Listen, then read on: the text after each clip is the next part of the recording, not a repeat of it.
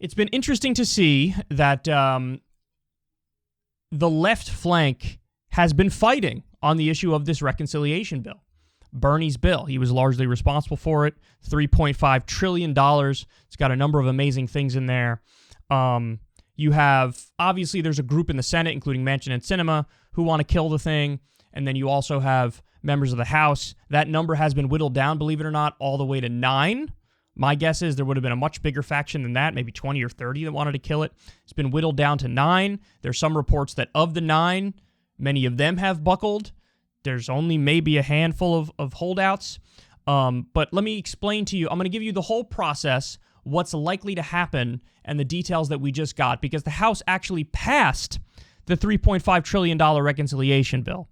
But there's a catch. It doesn't mean exactly what you think it means, because this isn't regular order. This is a reconciliation bill. So now comes the reconciliation part of the reconciliation bill, which means a lot more negotiations are going to happen, and the bill is going to be changed in a bunch of different ways. So before I get into that, let me show you exactly what I'm talking about when I say that the left flank is fighting. Justice Democrats did a massive ad buy in the districts of the right-wing Democrats who were holding out and not supporting this bill. They did an ad buy, and they attacked them directly in their own districts. Watch this. Joe Biden promised he would build back better, and his infrastructure plan does exactly that, fixing our roads and bridges, making historic investments in clean energy, education, and broadband, expanding Medicare and childcare. But these 9 conservative Democrats are sabotaging Biden's agenda because it would make billionaires and corporations pay their fair share. Tell Representative Gottheimer, stop obstructing President Biden and start working for the American people.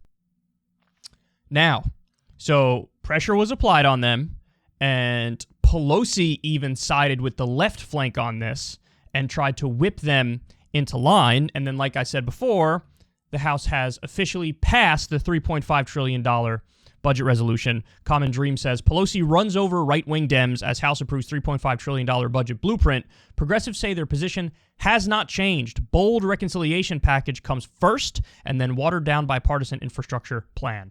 Okay, so now, that last part is going to be crucially important. The left flank is going to need to hold. And the reason I say that is because we have the potential poison pill that was slipped in order to get the 9 Democrats to buckle to vote in favor of this reconciliation bill.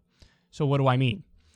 You had Nancy Pelosi was driving a hard bargain on this, and she agreed to turn over some negotiating capability to Representative DeFazio. Now, the reason she did that is because DeFazio is a very close Pelosi ally. And she knows that DeFazio will basically do whatever she wants. So, as a token gesture to relinquish some power in this negotiation, because she was driving a hard bargain with the 9 right-wing Democrats, she said DeFazio will be the one to decide what the deadline is and when we're going to vote on the reconciliation and when we're going to vote, on the bipartisan package. Now, remember, the 9 Democrats, conservative Democrats, right-wing Democrats, corporate Democrats, the thing that they want is to vote on the bipartisan infrastructure bill first. Why? So that we can pass that, and then they can turn around and kill what's called the human infrastructure bill, the reconciliation bill, the $3.5 trillion package, which has a number of amazing things in it. They want to kill that one and pass the watered-down bipartisan infrastructure bill. So that's why they want to vote on it first. So, what deal did Pelosi/DeFazio make with these 9 Democrats in order to get them to vote in favor of the $3.5 trillion reconciliation package to start the process, the budget resolution? The deal they made is there will be a vote on the bipartisan bill by September 27th. September 27th. And so this is, now there's 2 ways to look at this. It's either a poison pill that now gives the House moderates, corporatists, leverage so that when that day comes, they could just stonewall and not really make any inroads for a final reconciliation package in the negotiations. So they could ask for absurd things and just stonewall. And then September 27th comes and they go, whoopsies, guess we couldn't get a a reconciliation bill done. Guess we're going to have to vote on that bipartisan bill now anyway, because that's what you promised to, September 27th, so let's do it. That's one way of looking at it, that there was just a poison pill slipped in to the agreement to vote on this, on the bipartisan deal by September 27th. There is another way of looking at it, though. And for that, I go to Jake Sherman of Punchbowl News and NBC News. And he said something really interesting, because I was of the opinion, hey, this is all, Pelosi just put the poison pill into the negotiations so that when they have to vote on the bipartisan bill first by September 27th, she can go, oh gosh, what could I do? It is what it is. We made the deal. Now we're screwed. I guess we're not getting a reconciliation package, or they'll water it down so much that it's unrecognizable and say, well, maybe we could vote on that one. But no, according to Jake Sherman, apparently Speaker Pelosi still has all the cards. The rule that the House passed says that the House needs to, quote, consider the infrastructure bill by September 27th. So it was reported in other outlets as they have to vote on it on the 27th, by the 27th.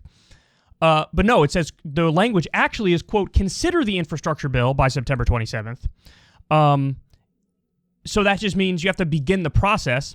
And also, the leadership can change the agreement by inserting new language in a different rule, thereby nullifying the deal with the moderates.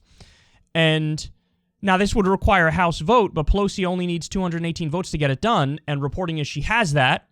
And then there's a third option, which they refer to as the breaking the glass plan, which allows Pelosi to unilaterally reschedule the vote.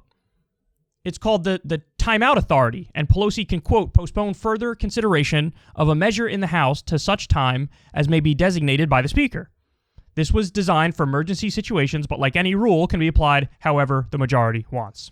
So, my guess is, I don't know, but my guess is what's happening here is, based on everything we've seen from Pelosi to this point, she is in agreement with Biden, and she wants this thing passed. And so the September 27th deadline, which is really a fake deadline, is just a token gesture to make the 9 moderates think, well, now we can run out the clock and get a vote on our bill, the bipartisan bill. But she's not going to do that. She's not going to allow that because she wants the reconciliation bill to pass first and for them to be tied together like they've been saying all along. Now,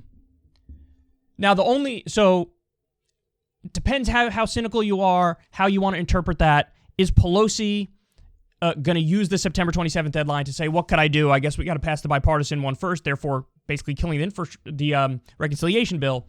That's possible. Or is it just the face-saving gesture? We got to read between the lines and speculate in order to get an answer there. So I'm gonna withhold judgment and wait until I see what happens. But I will say this. Even though the budget resolution passing the House is phenomenal, everybody needs to understand what this really means. What this means is now the reconciliation process begins. And so this $3.5 trillion package is going to go through a bunch of committees, and the committees are going to renegotiate the package. And so basically the $3.5 trillion bill was the start of the negotiations. And so now they're going to make it smaller, and they're going to strip out certain things. And then the question becomes, how good is the final bill, and is it worthy of the left flank to support it? And obviously, when we have the final details, at the time, I'll give you my take on it. But right now, what's in the bill is child tax benefit, universal pre-K, paid family leave, paid medical leave, tuition-free community college, lower prescription drug costs, dental, hearing, and vision for a Medicare expansion, housing, home care, major climate money, immigration reform, lower Medicare age, Obamacare expansion, increasing physical supply. That's according to Jeff Stein. I still don't know what that means. Too many climate plans to even list. Beefed up IRS tax enforcement, taxing the rich, taxing corporations, fees on polluters, and other Medicare stuff. So that's all the stuff that's in the $3.5 trillion reconciliation bill. It will not be in there at the end. So my rule of thumb is this. If the bill is over $2 trillion, and it keeps a lot of these good provisions, right? The ones I care a lot about all of them, but I really, really care about paid family leave and medical leave, free community college, universal pre-K. Those are the ones that really pop to me among some others. But if you get a bill that's $2 trillion or more and it has those provisions in it, I think that would be a bill worth voting for. If the overall price tag drops below $2 trillion, I think I'd have to vote against the bill. I think I'd have to take a stand and draw a red line and say this is not enough. It appears like one of the definite red lines among the left flank in Congress are if they strip out the money for climate provisions, the left flank is gonna be mutiny, and they're gonna say we're not voting for it, we're against it, and you'll probably have a decent block of 5 to 10, maybe even more than that, who are like we're not voting for it if you take out all the climate money. So it'll be interesting to see what happens. I have to say, at the very beginning, I was super pessimistic that this was going to work. It's gotten further than I thought it would because the bipartisan deal already passed the Senate, and now reconciliation has begun on the $3.5 trillion bill in the House. So it's gotten further than I thought it would, but I'm still skeptical that ultimately we're going to get it done. It's possible you get I don't know, the bipartisan infrastructure bill becomes law, and you get a super watered down reconciliation bill that becomes law. That's like $1 trillion or something like that. But I'm still skeptical you can sort of cobble this thing together and keep the disparate factions in line.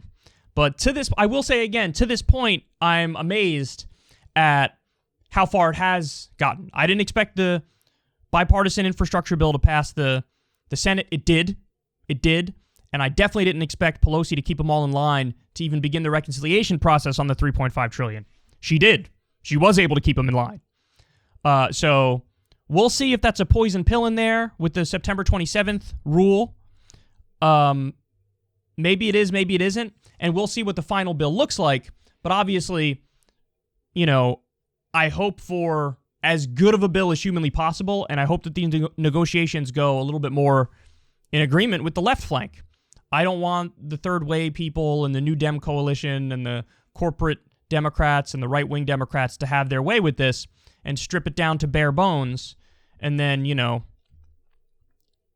then we're screwed. Because as Professor Richard Wolff said, this is a great example of even if we pass this bill as is, $3.5 trillion, this is still nowhere near enough. It would be the most transformative bill since the New Deal, but even this is nothing compared to the New Deal, and the scale of our problems are much bigger, so we need way more than this, and a much more transformative approach than this. This is transformative, don't get me wrong, but we need more. So how much are we willing to accept in the negotiations? Again, I said it before, I'll say it again. Over $2 trillion is my golden rule. If it's under $2 trillion, I can't bring myself to vote for it, and then you got to see specifically what's stripped out and what's added in. But there you have it. That's where we are right now in these budget talks and the reconciliation talks and the infrastructure talks. Let's see what happens.